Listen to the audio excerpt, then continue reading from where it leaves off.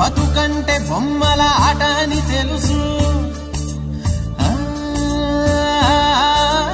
కథ అని తెలుసు, కథ అని తెలుసు, కథలన్నీ కంచికే చేరునని తెలుసు,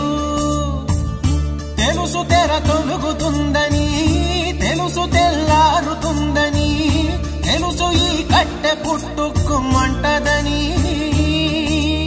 తెలుసు ఈ మట్టి మట్టిలో కలిసిపోతదని,